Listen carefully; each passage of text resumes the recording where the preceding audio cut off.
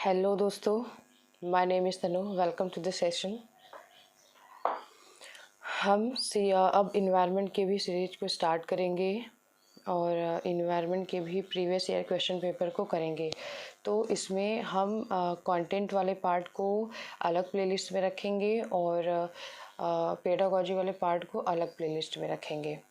और ईवीएस में हम दो पार्ट में वीडियोस बनाएंगे, एक तो कंटेंट वाला पार्ट होगा और एक पेडागॉजी वाला पार्ट होगा। दोनों के लिए प्लेलिस्ट अलग अलग रहेगी और पहले हम पेडागॉजी से शुरुआत कर रहे हैं।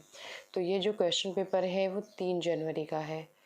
3 जनवरी 2022 का क्वेश्चन पेपर है ये, और उसी क्वेश्चन पेपर से हम ईवीएस पेडागॉजी की शुरुआत करते हैं।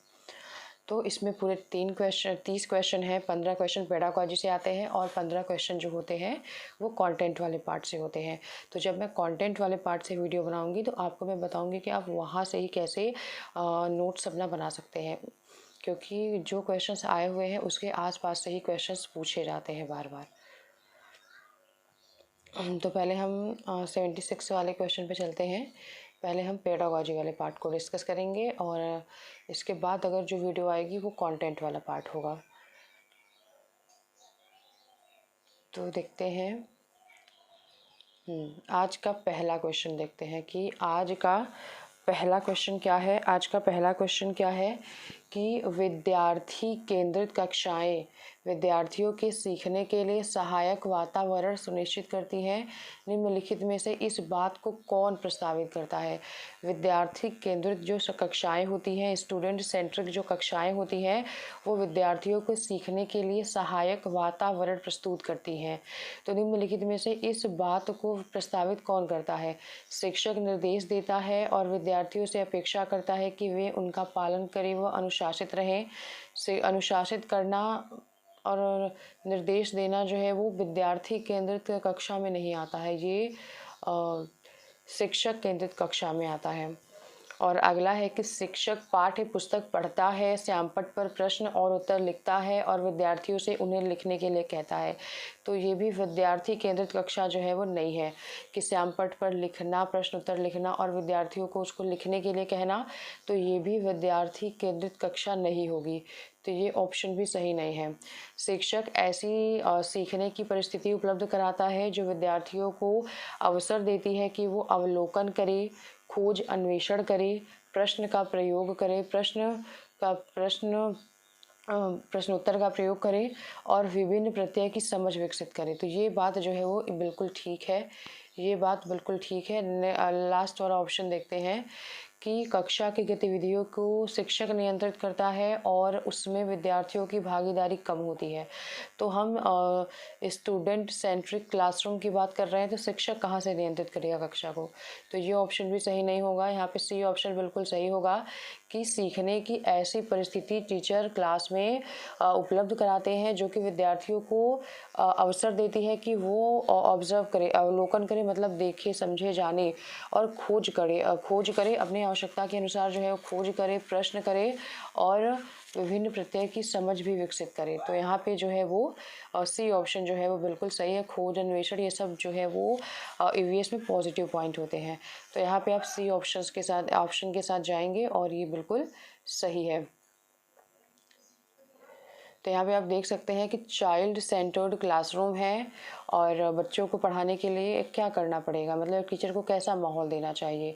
तो teacher provides learning situation that give students an opportunity to observe, explain, observe करना और एक्सप्लोर करना, मतलब बच्चे ऑब्जर्व कर सके, एक्सप्लोर कर सके और क्वेश्चन कर सके, एक्सपीरियंस कर सके और and develop an understanding of various concept, और अपने कॉन्सेप्ट को अलग अलग तरीके से डेवलप कर सके या उसे समझ सके। तो यहाँ पे सी ऑप्शन जो है वो बिल्कुल सही होगा। और नेक्स्ट क्वेश्चन की तरफ चलते हैं। अगला क्वेश्चन क्या है कि कक्षा 5 के अध्याय दीवार के उस पार में एक शिक्षक आरिफ अपने छात्रों से जो खेल वो खेलते हैं उनके अनुभव साझा करने के लिए कहते हैं। निम्नलिखित में से उनके प्रयास को सबसे ज़्यादा स्पष्ट कौन करेगा। उनके प्रयास को सबसे ज़्यादा स्पष्ट जो है वो कौन करेगा। तो अगर हम यहाँ पे देखें कि इनके प्रयास को सबसे ज़्यादा स्पष्ट कौन करेगा, अगर हम यहाँ देखें कि कक्षा 5 मतलब कक्षा 5 के एक अध्याय, कक्षा 5 में एक अध्याय है कि दीवार के उस पार, ईवीएस वाले बुक में। तो एक शिक्षक आरिफ अपने छात्रों से वे जो खेल खेलते हैं उनके अनुभव साझा करने के लिए कहते हैं। एक शिक्षक है जो एक शिक्षक आरिफ है, जिनका नाम है आरिफ, और वो अपने छात्रों से जो वे खेल खेलते हैं उनका अनुभव साझा करने के लिए कहते हैं। तो चारों में से कौन सा सबसे ज़्यादा स्पष्ट करेगा?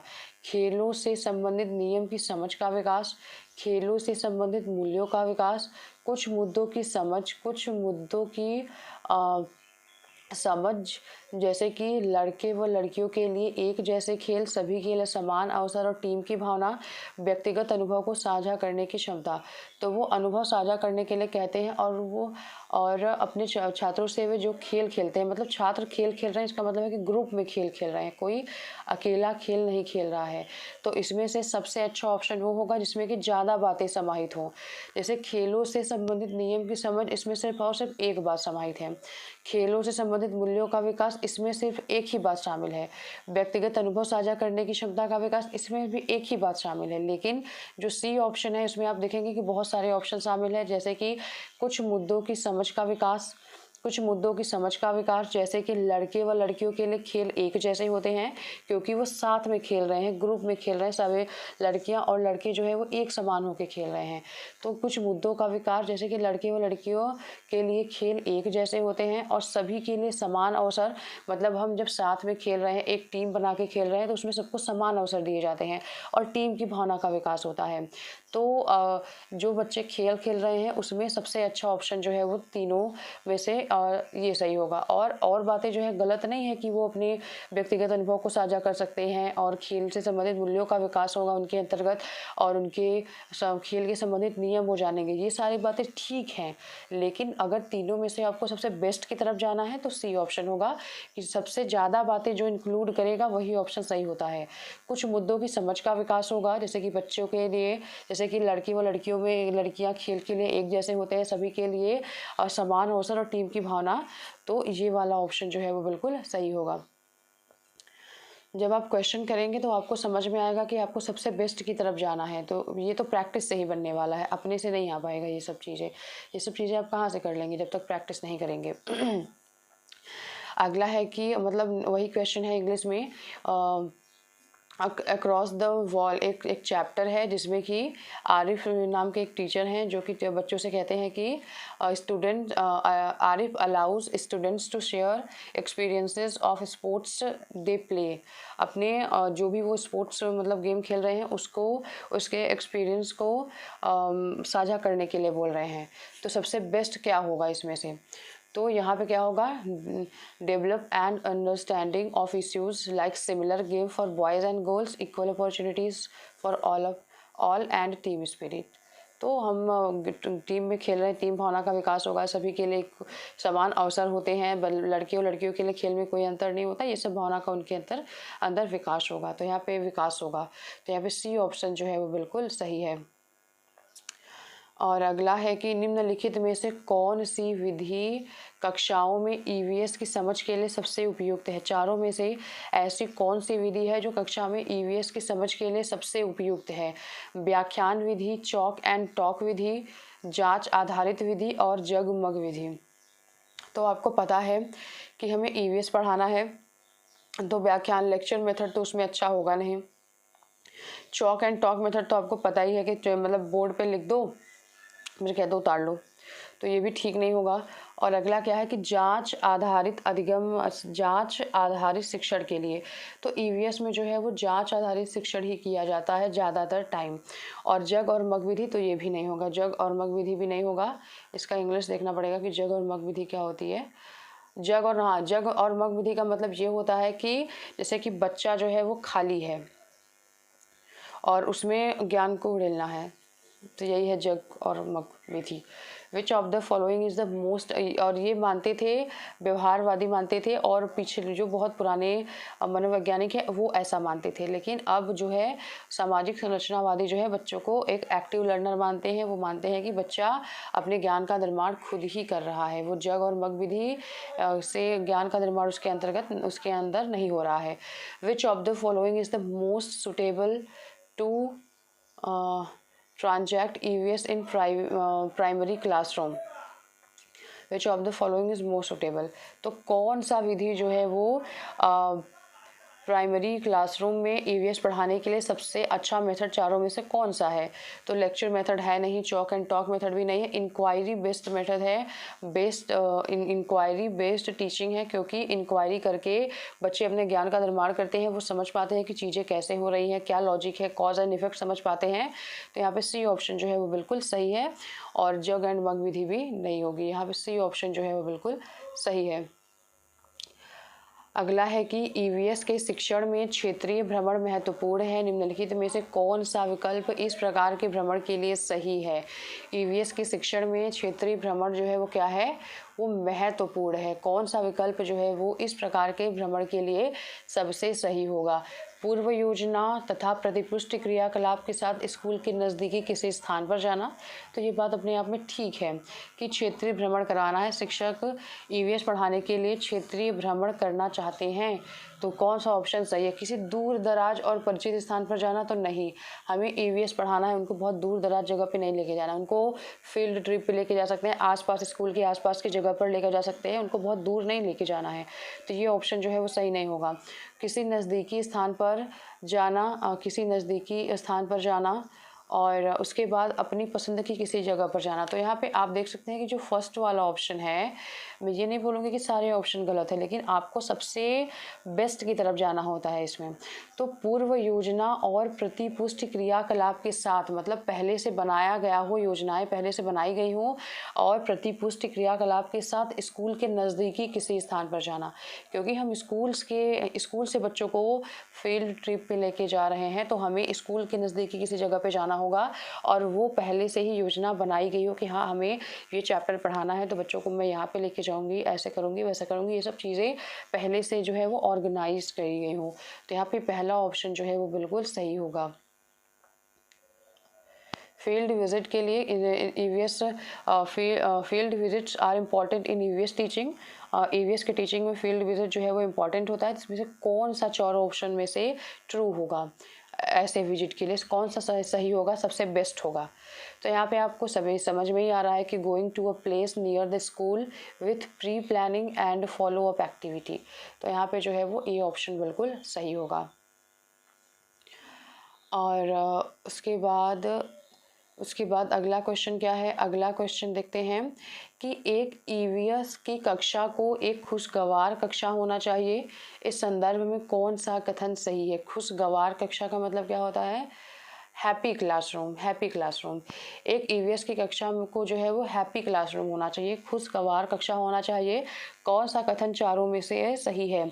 तो शिक्षक कक्षा में खुश रहती है और विद्यार्थी उनके निर्देशों का खुशी खुशी पालन करते हैं, और या फिर सख्त अनुशासन का संचालन करना जिससे कि वे लिखित कार्यों पर ध्यान दें। अनुशासन बहुत सख्त नहीं रखना है, तो ये तो नहीं होगा। अगला है कि अवलोकन, अन्वेषण और प्रश्न पूछना और क्रियाकलाप कराना। जहाँ पे ये ऑप्शन आपको मिल जाए EVS में, आपका आंसर जो है वो पॉजिटिव में वही सही होता है। अवलोकन कराना मतलब ऑब्जर्व करना, और इंक्वायरी करना, अन्वेषण करना, प्रश्न पूछना और एक्टिविटी करना, ये सारे ऑप्शन जो है वो क्या होते हैं, EVS के लिए बहुत अच्छे होते हैं। तो जहाँ पे आपको ये ऑप्शन दिखे वही आंसर होता है पॉजिटिव आंसर्स में। और सुनिश्चित करना कि वे पुस्तक को पढ़ें और बेहतर समझ के लिए पाठ्य विषय को रेखांकित करें। तो ये बात नहीं है, हमें हैप्पी क्लासरूम बनाना है जिसमें कि बच्चे ज़्यादा से ज़्यादा इंगेज हो, जिसमें बच्चे जो है वो अवलोकन करेंगे तो भी उनकी इंगेजमेंट बढ़ेगी क्लास में, वो इंक्वायरी करेंगे मतलब करके सीखेंगे तो भी इनकी इंगेजमेंट क्लास में बढ़ेगी, अगर वो प्रश्न पूछेंगे तो भी उनकी इंगेजमेंट क्लास में बढ़ेगी, और अगर वो एक्टिविटीज़ करेंगे तो भी उनकी इंगेजमेंट क्लास में बनेगी। तो सबसे बेस्ट ऑप्शन वो होता है जिसमें कि बच्चा जो है वो इंगेज हो क्लासरूम में।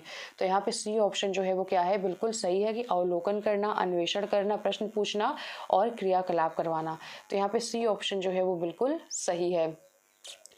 N EVS classroom should be a happy classroom, मतलब EVS का क्लासरूम एक हैप्पी क्लासरूम होना चाहिए। इसके लिए कौन सा स्टेटमेंट जो है वो सही है?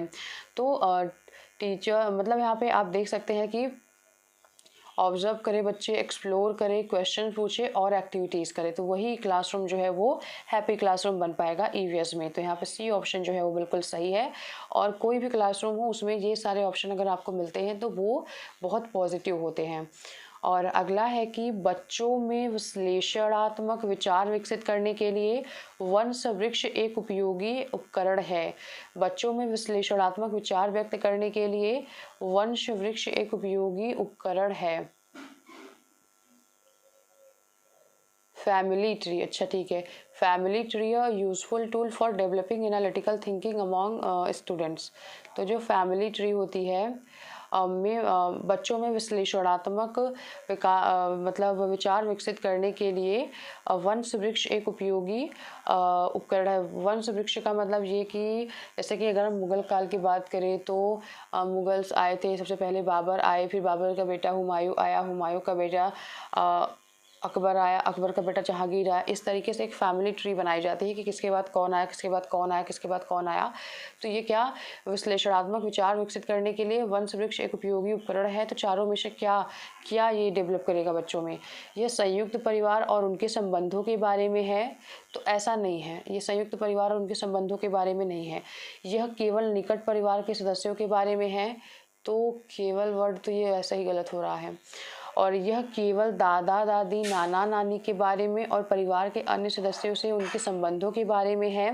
यह अनेक पीढ़ियों से परिवार के सदस्यों के आपसी संबंधों के बारे में है। तो आप यहाँ पे देख सकते हैं, तो यहाँ पे आप देख सकते हैं कि यह अनेक पीढ़ियों से परिवार के सदस्यों के आपसी संबंधों के बारे में है। जैसे कि मैंने आपको मुगल का एग्जाम्पल दिया, जैसे कि बाबर आए, ठीक, बाबर का बेटा हुमायूं आया, उसके नीचे हम हुमायूं को लगाएंगे, उसकी वाइफ को इधर उधर लगा सकते, मतलब उनके साइड में लगा सकते हैं, उनके बच्चों को फिर हुमायूं, और हुमायूं का बच्चा जो है वो कौन है, अकबर थे, अकबर का फैमिली ट्री बना देंगे। मतलब ये विभिन्न अनेक पीढ़ियों को जोड़ रहा है। जैसे कि आप देख सकते हैं कि अगर सबसे ऊपर जो है वो बाबर है और नीचे नीचे आते आते आते आते बहादुर, सबसे लास्ट में कौन था, बहादुर शाह जफर 2 थे। तो वहाँ तक की चीज़ों को ये जोड़ रहा है। तो ये क्या कर रहा है, ये अनेक पीढ़ियों के परिवार के सदस्यों को आपसी संबंधों में जोड़ रहा है। ये जो फैमिली ट्री है वो बाबर से स्टार्ट कर रहा है और बहादुर शाह जफर सेकंड तक लास्ट में वो जा रहा है। मतलब ये अनेक पीढ़ी, पता नहीं कितनी पीढ़ियाँ वहाँ पे थी, मतलब पता नहीं कितनी पीढ़ियों को उसने जोड़ा, मतलब इस फैमिली ट्री ने। तो यह अनेक पीढ़ियों से परिवार के सदस्यों के आपसी संबंध को जोड़ रहा है। तो यहाँ पे डी ऑप्शन जो है वो बिल्कुल सही है। और ये जो क्वेश्चन है वो आपको मतलब एसएसटी पेडागोजी में भी देखने के लिए मिल सकता है, इस तरीके के क्वेश्चन। फैमिली ट्री जो है वो यूज़फुल होता है। Family tree a useful tool for developing analytical thinking among children. तो ये किसके लिए होता है? ये रिलेशनशिप्स को दिखाता है बहुत सारे जनरेशन के बीच में। तो यहाँ पे डी ऑप्शन जो है वो बिल्कुल सही होगा। और अगला क्वेश्चन क्या है कि ईवीएस में आकलन का संकेतक क्या है? ईवीएस में आकलन का संकेतक क्या है? चर्चा करना, स्मरण करना, कथन देना या सूची बनाना। तो ईवीएस में जो आकलन का संकेतक है वो क्या होगा? तो स्मरण करना तो एकदम नहीं होगा, कथन देना मतलब स्टेटमेंट दे देना और उससे बच्चों का आकलन करना तो ये भी नहीं होगा, सूची बनाना तो जैसे कि चीज़ों को मैंने देखा और उसका लिस्ट बनाया तो ये भी नहीं होगा। लेकिन हाँ, चर्चा करना होगा। ईवीएस में आकलन का संकेतक क्या होगा? चर्चा करना। क्लासरूम में हम बच्चों के साथ चर्चा करते हैं, बच्चों के साथ बातें करते हैं, बच्चों को इंगेज करते हैं एक्टिविटीज़ में। तो ईवीएस में आकलन का एक संकेतक क्या हो सकता है? चर्चा करना, क्लासरूम में डिस्कशन करना। तो यहाँ पे ए ऑप्शन जो है वो क्या है? वो बिल्कुल सही है।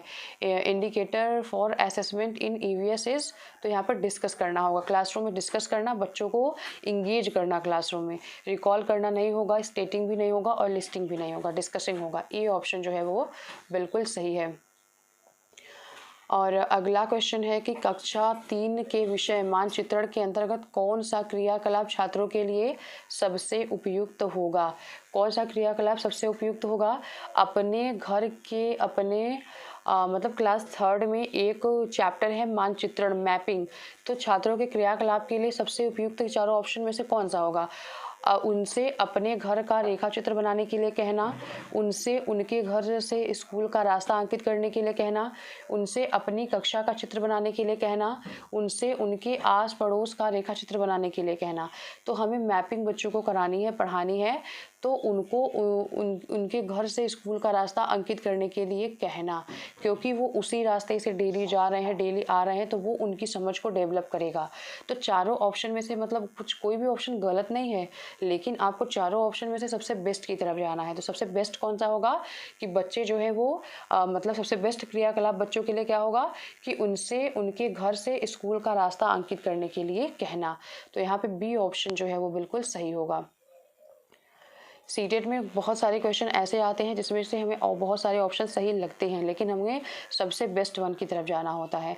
Under the theme mapping for class third which activity would be the most appropriate में हमें जाना है कि सबसे बेस्ट कौन सा होगा। तो ask them to draw the route from their home to the school, क्योंकि बच्चे जो है वो छोटे होते हैं, उनकी इस तरीके से समझ जो है वो डेवलप की जा सकती है कि घर से लेकर स्कूल तक का रास्ता आपको कैसे देखना है। तो यहाँ पे बी ऑप्शन जो है वो बिल्कुल सही होगा। और अगला क्वेश्चन है कि एक शिक्षक को कक्षा 1 के विद्यार्थियों को पशु का उप थीम पढ़ाना है। निम्नलिखित में से कौन सी युक्ति इस विषय को विद्यार्थियों तक संपादित करने के लिए सबसे उपयुक्त है। कक्षा 1 के विद्यार्थियों को पशु का एक उप थीम पढ़ाना है। कक्षा 1 के जो विद्यार्थी हैं उन्हें पशु का उप थीम पढ़ाना है। निम्नलिखित में से कौन सी युक्ति जो है वो इस विषय तक संपादित करने के लिए सबसे उपयुक्त है। विद्यार्थियों से कहे कि वे जानवरों की सूची बनाएं, विद्यार्थियों को जानवरों के नाम बताएं, विद्यार्थियों को चिड़ियाघर के भ्रमण पर ले जाकर प्रत्यक्ष अनुभव दें, विविध प्रकार के जानवरों के रंगीन चित्र बनाकर जानवरों के बारे में समझ विकसित करें। तो आप इसको देखेंगे कि क्लास 1 में बच्चा है और पशु का उप थीम उसको पढ़ाना है। तो सबसे बेस्ट ऑप्शन यहाँ पे कौन सा होगा।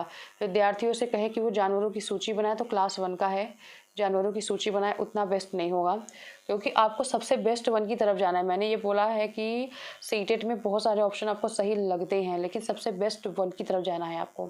तो विद्यार्थियों को जानवरों के नाम बताएं, तो नाम बताने से क्या होगा, बच्चे जो है वो पैसिव लिसनर की तरफ से सुनेंगे, उसको जान नहीं पाएंगे। विद्यार्थियों को चिड़ियाघर के भ्रमण पर लेकर जाए और उन्हें प्रत्यक्ष अनुभव दे। तो ये बात बिल्कुल ठीक है चारों ऑप्शन में से कि विद्यार्थियों को चिड़ियाघर के भ्रमण पर लेके जाएंगे, मतलब बहुत सावधानी बरतने के साथ, और फिर उनको प्रत्यक्ष अनुभव देंगे। उन्हें हम वहाँ पे बताएंगे कि ये क्या है, ये क्रोकोडाइल है, ये पिकॉक है, मतलब उन्हें बताएंगे वहाँ पे कि कौन सा बर्ड क्या है। तो तब वो बच्चे जो है वो प्रत्यक्ष अनुभव जब बच्चों को होगा तब वो बहुत अच्छे से सीख पाएंगे कुछ चीज़ों को। तो वो मतलब उन्हें पशु का उप थीम पढ़ाने के लिए, जैसे कि बच्चे जो है वो डॉग कैट अपने आसपास देखते हैं, लेकिन बहुत सारे ऐसे एनिमल होते हैं जिसको बच्चे अपने आसपास नहीं देख पाते हैं। उसके लिए हमें उनको चिड़ियाघर लेके जाना होगा, उनको प्रत्यक्ष अनुभव देना होगा ताकि वो इंगेज हो सके लर्निंग में। तो यहाँ पे सी ऑप्शन, चारों में से सी ऑप्शन सबसे बेस्ट है। और विविध प्रकार के जानवरों के रंगीन चित्र दिखाकर जानवरों के बारे में समझ विकसित करना, ये बात ठीक है, गलत नहीं है, लेकिन अगर चारों ऑप्शन में से आपको चुनना हो तो आप सी ऑप्शन चुनेंगे। एक टीचर को सब टीम एनिमल को टीच करना है क्लास 1 के स्टूडेंट को। सबसे बेस्ट स्ट्रैटेजी चारों में से क्या रहेगी, तो यहाँ पे क्या रहेगी, takes students on a trip, बच्चों को एक ट्रिप पर लेके जाना, जू के ट्रिप पर लेके जाना, और उनको कॉन्क्रीट एक्सपीरियंस देना, मतलब वो देख सके, वो जान सके और उनको प्रत्यक्ष अनुभव मिल सके। तो सी ऑप्शन यहाँ पे बिल्कुल सही है। और अगला क्वेश्चन क्या है कि डॉक्टर ब्यूमांट के प्रयोग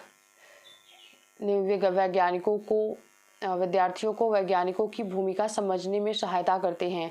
तो निम्नलिखित में से नीचे लिखी वैज्ञानिक विधि को उपयुक्त क्रम में व्यवस्थित करें। तो एक डॉक्टर ब्यूमांट है कि डॉक्टर ब्यूमांट के प्रयोग विद्यार्थियों को वैज्ञानिक भूमिका समझने में हेल्प करते हैं। तो मैं आपको एक सजेशन दूंगी कि ये जो क्वेश्चन है डॉक्टर ब्यूमान के नाम से आप इसको लिख लीजिए। डॉक्टर ब्यूमान के प्रयोग के नाम से आप इस क्वेश्चन को लिख लीजिए। और ये जो स्टेप्स मैं इसमें बता रही हूँ, 6 स्टेप्स तो हैं इनके, ये तो बात ठीक है जो भी इन्होंने और दिया हुआ है यहाँ ऑप्शन में 6 स्टेप्स तो हैं, लेकिन उसको आपको क्रम में लगाना है और उसको क्रम में लगा के आप रख लीजिए, क्योंकि इससे क्वेश्चन जो है वो पूछे जा सकते हैं नेक्स्ट टाइम भी, क्योंकि ये क्वेश्चन बिल्कुल नया है। इससे पहले ब्यूमान टाइप का कोई भी पेडागोजी में क्वेश्चन नहीं पूछा गया, लेकिन इस बार पूछा गया है, तो इसका मतलब है कि आगे आने की संभावना है इस क्वेश्चन की। तो आप इसको लिख के रख लेंगे। ऐसे ही प्रीवियस ईयर से नोट्स ऐसे ही बनाए जाते हैं कि आपको जो बिल्कुल भी नहीं पता है और जो प्रीवियस ईयर में आए हुए हैं आप उसका एक नोट्स तैयार करके रखिए अपने पास। तो ब्यूमांट के प्रयोग विद्यार्थियों को वैज्ञानिक की भूमिका समझने में सहायता करते हैं, तो हमें इसको क्रम में लगाना है। हमें इसको क्या करना है, क्रम में लगाना है। तो सबसे पहले हम कौन सा लगाएंगे, सबसे पहले हम प्रेक्षण करना, सबसे पहले ऑब्जर्व करते हैं। हम सबसे पहले हम क्या करते हैं, प्रेक्षण करते हैं। सबसे पहले हम ऑब्जर्व करते हैं चीज़ों को, पहले हम उसको देखेंगे, समझेंगे, जानेंगे, तभी तो आगे कुछ बढ़ेगा। उसके बाद क्या करेंगे, सबसे पहले ऑब्जर्व करेंगे और उसके बाद क्या करेंगे, सबसे पहले हम ऑब्जर्व करेंगे, उसके बाद हम क्या करेंगे, अनुमान लगाते हैं, एस्टिमेट करते हैं कि हाँ ये चीज़ें ऐसे हो सकती हैं, ये चीज़ें ऐसे हो सकती हैं। और फिर उसके बाद क्या करेंगे,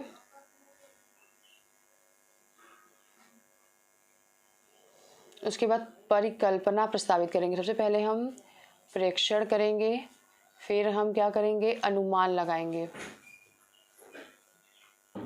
सबसे पहले हम प्रेक्षण करेंगे, उसके बाद प्रश्न पूछेंगे। सबसे पहले हम प्रेक्षण करेंगे, उसके बाद हम प्रश्न पूछेंगे, उसके बाद हम परिकल्पना को प्रस्तावित करेंगे। उसके बाद परिकल्पना को प्रस्तावित करने के बाद आप क्या करेंगे, उसके बाद जो है वो अनुमान लगाएंगे। उसके बाद क्या करेंगे, अनुमान का परीक्षण करेंगे। उसके बाद जो है वो परिणामों को अंकित रिकॉर्ड करना और निष्कर्ष निकालेंगे। तो ये स्टेप्स आप लिख के रख लेंगे, लेकिन इसको मैं सॉल्व करने का आपको तरीका बताती हूँ कि सबसे पहले जो है वो क्या करेंगे, सबसे लास्ट में क्या आएगा। सबसे पहले आपको ये देखना है कि सबसे लास्ट में क्या आएगा। तो ऑब्जर्वेशन तो सबसे लास्ट में नहीं आएगा, ऑब्जर्वेशन तो सबसे लास्ट में नहीं आ सकता। आप ये देख सकते हैं सबसे लास्ट में ऑब्जर्वेशन नहीं आएगा, सबसे लास्ट में निष्कर्ष ही आता है। तो छठवां सबसे लास्ट स्टेप तो यही होगा, सबसे लास्ट स्टेप तो यही होगा। और पहला स्टेप क्या होगा, ऑब्जर्वेशन जो है वो पहला स्टेप हो जाता है। सबसे पहले किसी चीज़ को ऑब्जर्व ही करते हैं। उसके बाद क्या है, हम प्रश्न पूछते हैं, उसके बाद क्या करते हैं, उसके बाद हम परिकल्पना का निर्माण करते हैं। मतलब परिकल्पना का मतलब एक स्टेटमेंट का निर्माण करते हैं कि सबसे बेस्ट इसके लिए क्या हो सकता है। और उसके बाद हम अनुमान लगाते हैं, उसके बाद अनुमान का परीक्षण करते हैं और उसके बाद हम निष्कर्ष निकालते हैं। तो आप देख सकते हैं सबसे पहले ऑब्जर्वेशन करते हैं, उसके बाद प्रश्न को पूछते हैं, उसके बाद परिकल्पना का निर्माण करते हैं, उसके बाद अनुमान लगाते हैं, उसके बाद अनुमान का परीक्षण करते हैं, उसके बाद परिणामों को अंकित करते हैं या फिर निष्कर्ष निकालते हैं। तो यहाँ पे ऑप्शन तो आपका 4th वाला सही होगा, लेकिन आपको इसके स्टेप्स को क्रम वाइज लगा के रखने हैं।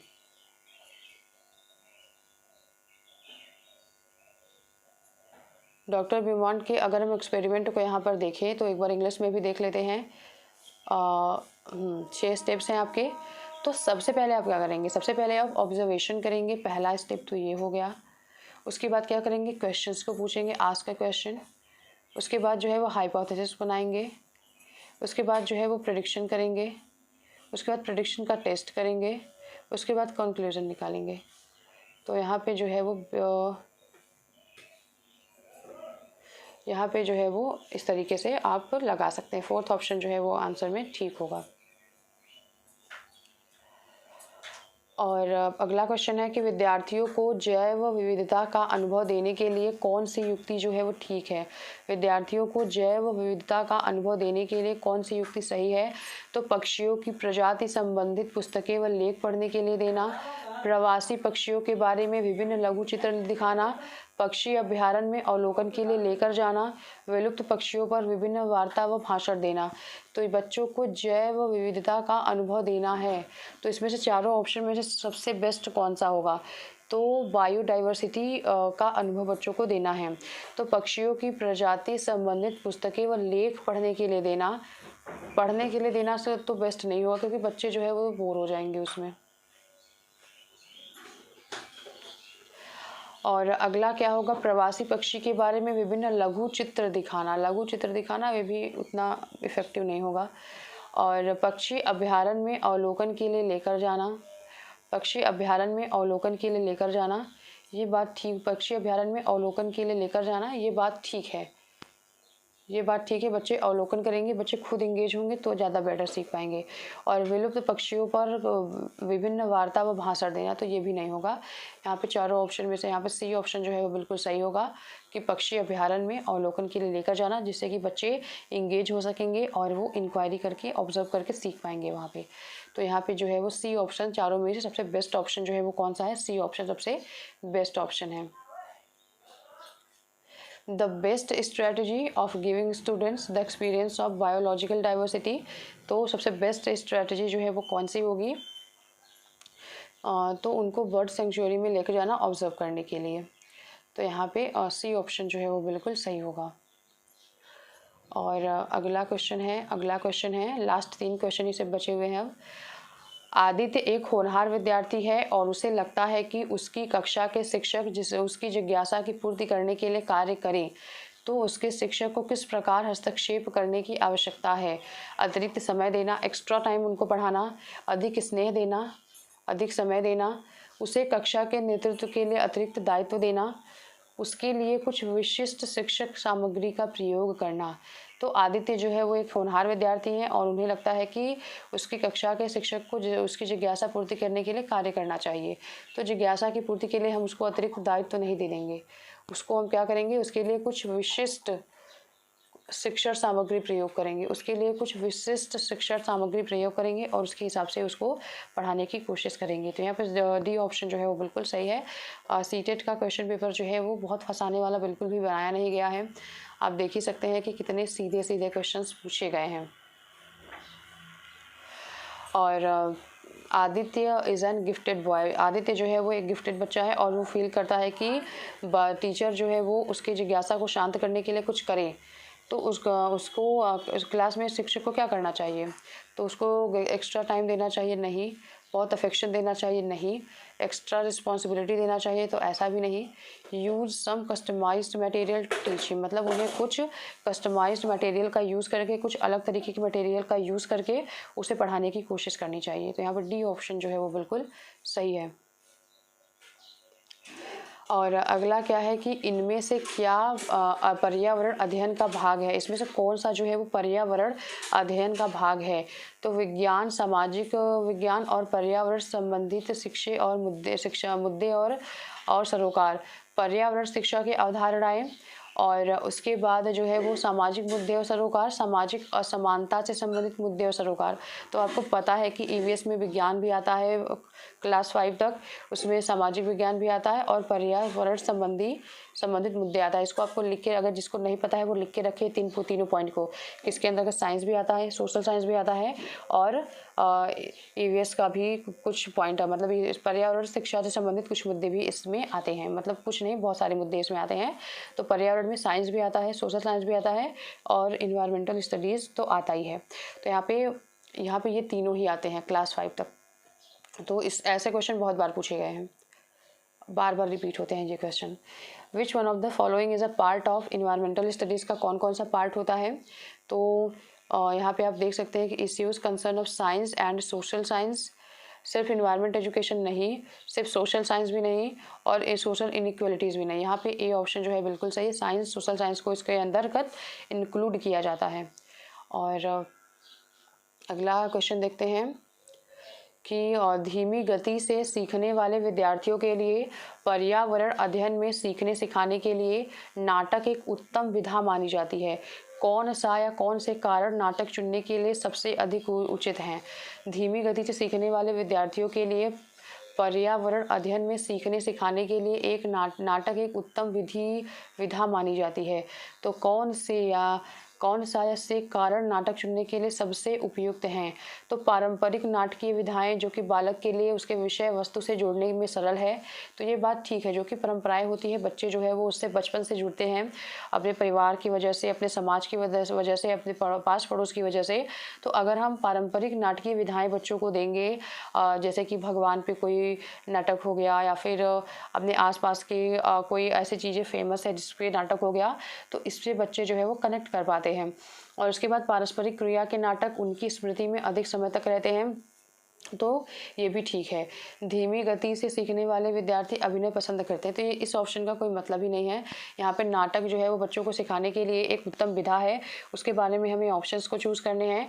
तो पारंपरिक नाटकीय विधाएं बालक के लिए विषय वस्तु से जोड़ने में सरल है, और उसके बाद पारंपरिक क्रिया के नाटक उनकी स्मृति में अधिक समय तक रहते हैं। तो यहाँ पे ए और बी ऑप्शन जो है वो बिल्कुल ही सही हो जाएंगे। और अगर हम यहाँ पे इसके इंग्लिश वाले वर्जन को देखते हैं, तो ड्रामेटाइजेशन करना है बच्चों का, मतलब ड्रामा नाटकीकरण करना है। नाटकीकरण के द्वारा मतलब ड्रामे के द्वारा बच्चों को सिखाना है, ईवीएस को सिखाना है, ईवीएस ऑफ स्लो लर्नर्स, मतलब स्लो लर्नर्स को नाटकीय विधा से सिखाना है। तो विच of the most appropriate reason, इसमें से सबसे बेस्ट सुटेबल रीज़न कौन सा हो सकता है उनको ड्रामा सेलेक्ट करने के लिए? उनके लिए सबसे बेस्ट रीजन यहाँ पे क्या हो सकता है?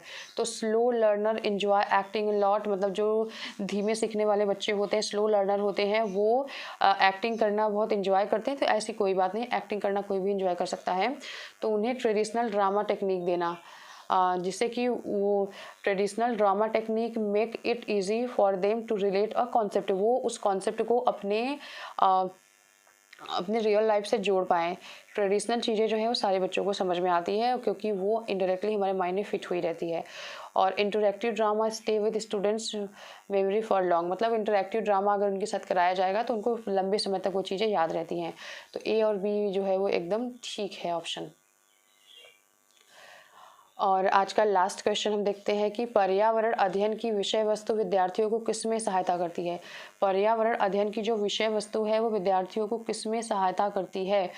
तो पर्यावरण अध्ययन विषय के मुद्दों और सरोकार को याद करने में पाठ्य पुस्तक विद्यार्थियों को किस में सहायता करती है? तो याद करने में सहायता नहीं करती है। याद करना वर्ड तो ये नहीं होगा। और पर्यावरण अध्ययन विषय के मुद्दों और सरोकारों की व्याख्या करने में, सभी संसाधनों के द्वारा ज्ञान की रचना करने में, और या फिर पर्यावरण अध्ययन के विषय के मुद्दों और सरोकार के प्रति प्रतिक्रिया देने में। तो उसमें याद करने वाला तो सही नहीं है, व्याख्या करने वाली बात ठीक है, लेकिन चारों ऑप्शन में से आपको बेस्ट वन की तरफ जाना है। तो सभी संसाधनों के द्वारा ज्ञान की रचना करने में, ओवरऑल अल्टीमेट बात क्या है कि हमें बच्चे जो है वो ज्ञान का निर्माण कर रहे हैं, जिस फेज़ में है बच्चों के अंदर ज्ञान का निर्माण हो रहा है। तो सभी संसाधनों का प्रयोग करके बच्चों में ज्ञान का निर्माण हो रहा है। बच्चे जो है वो ज्ञान की रचना करते हैं सभी संसाधनों के द्वारा ज्ञान की रचना करने में। तो पर्यावरण पाठ्य पुस्तक जो है विद्यार्थियों को किसमें सहायता करती है? तो उनकी ज्ञान की रचना करने में। पर्यावरण की जो पाठ्य पुस्तक है विद्यार्थियों को किसमें सहायता करती है? तो ज्ञान की रचना करने में। तो सी ऑप्शन जो है यहाँ पे बिल्कुल ठीक है। और ऐसा नहीं है कि पर्यावरणीय मुद्दों और सरोकार की व्याख्या करने में वो हेल्प नहीं करेगी वो हेल्प, लेकिन आपको सबसे बेस्ट वन की तरफ जाना है, तो यहाँ पे सी ऑप्शन सही है। अब कई बार क्वेश्चन ऐसे आते हैं जिसमें ये ऑप्शन नहीं होगा, कोई और ऑप्शन होगा, तो आपको ऑप्शंस के अकॉर्डिंग आंसर को टिक करना होता है। ऐसा नहीं है कि इसमें ये आंसर हुआ तो हर बार यही आंसर होगा। आपको चारों में से सबसे बेस्ट वन को चूज़ करना है, और ये चूज़ करना आप तब सीखेंगे जब आप प्रैक्टिस करेंगे प्रीवियस ईयर क्वेश्चन को। तो आज हमने ईवीएस के पेडागॉजी के 15 क्वेश्चन हमने कर लिए हैं, और नेक्स्ट वीडियो में हम ईवीएस के कंटेंट वाले पार्ट पे बात करेंगे। तो इस तरीके से ईवीएस का एक क्वेश्चन पेपर कंप्लीट हो जाएगा। और 23 क्वेश्चन पेपर सिर्फ ईवीएस में हैं, जो 23 क्वेश्चन पेपर ही सिर्फ ईवीएस में है, तो इसमें ज़्यादा प्रॉब्लम नहीं है, एग्ज़ाम तक तो आराम से हो जाएगा, क्योंकि इसमें 15 क्वेश्चन पेडागॉजी के रहेंगे, 15 क्वेश्चन जो है वो कंटेंट वाले रहेंगे। पेपर 2 में तो ईवीएस होता ही नहीं है, तो इसलिए सिर्फ पेपर 1 में ही है। तो 23 पेपर हुए हैं ओवरऑल मिला के, तो ईवीएस के ओवरऑल 23 ही पेपर हैं। तो आराम से ईवीएस का क्वेश्चन पेपर जो है वो सॉल्व हो जाएगा। तो आज के लिए सिर्फ इतना ही। अगर आपको हमारे चैनल के कंटेंट पसंद आ रहे हों तो आप वीडियोस को लाइक करें, चैनल को सब्सक्राइब करें और ज़्यादा से ज़्यादा लोगों के बीच में शेयर करें, ताकि मुझे भी मोटिवेशन मिले कि ज़्यादा लोग